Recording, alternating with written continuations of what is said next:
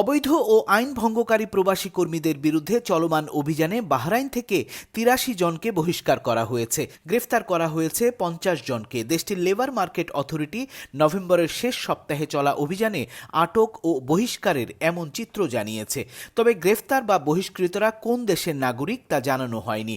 The daily ট্রিবিউনের খবরে বলা হয়েছে ২৩ থেকে ২৯ নভেম্বরের মধ্যে দেশটির সব গভর্নরেটে ১৭৮০টি দোকানে অভিযান চালানো হয়।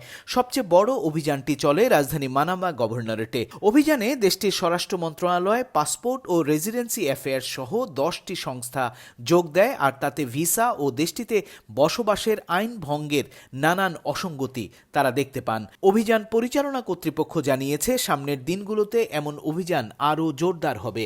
এমন বাস্তবতায় দেশটিতে থাকা বাংলাদেশিদের ভিসা ও বসবাসের আইন মেনে চলা উচিত বলে মনে করছেন প্রবাসী বাংলাদেশিরা।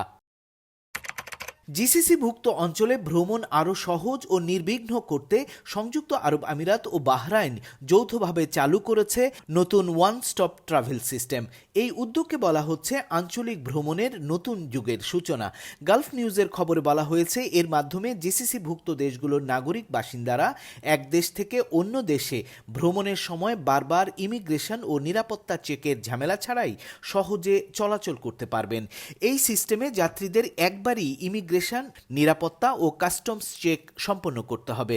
অর্থাৎ যাত্রার শুরুতে সব আনুষ্ঠানিকতা শেষ হলে গন্তব্য দেশে পৌঁছানোর পর আর অতিরিক্ত চেকের প্রয়োজন হবে না। ফলে ভ্রমণকারীরা প্রায় অভ্যন্তরীণ ফ্লাইটের মতোই সহজভাবে ভ্রমণ উপভোগ করতে পারবেন। শুরুতে আমিরাত ও বাহরাইনের মধ্যে এমন ব্যবস্থা চালু হলেও ধীরে ধীরে তা জিসিসিভুক্ত অন্য দেশগুলোতে সম্প্রসারিত হবে। এই উদ্যোগ সফল হলে ভবিষ্যতে পুরো জিসিসি অঞ্চলে একটি একীভূত পর্যটন ভিসা চালু হবে, যা দিয়ে ৬টি গালফ দেশেই ভ্রমণ করা যাবে। এতে ভ্রমণকারীদের খরচ ও সময় দুটোই কমবে। গালফভুক্ত দেশগুলোতে থাকা সুনির্দিষ্ট পেশার প্রবাসীদের অন অ্যারাইভেল বা ই ভিসা দেবে ওমান। জিসিসিভুক্ত দেশগুলোতে বসবাসকারী কোন কোন পেশাজীবীদের এমন সহজ ভিসা দেবে ওমান তার ১১৪টি পেশাজীবীর তালিকা দিয়েছে রয়্যাল ওমান পুলিশ ই ভিসা প্ল্যাটফর্ম কর্তৃপক্ষ।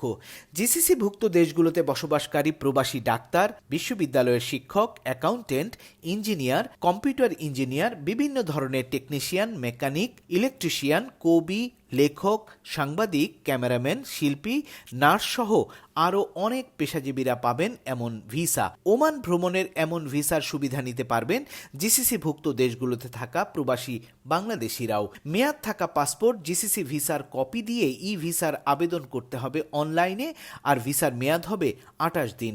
খরচ হবে ৫ ওমানি রিয়াল। তবে পেশার তালিকায় নাম না থাকলে স্পন্সর্ড বা এমবেসি ইস্যুড ভিজিট ভিসার আবেদন করা যাবে বলে জানিয়েছে গালফ নিউজ।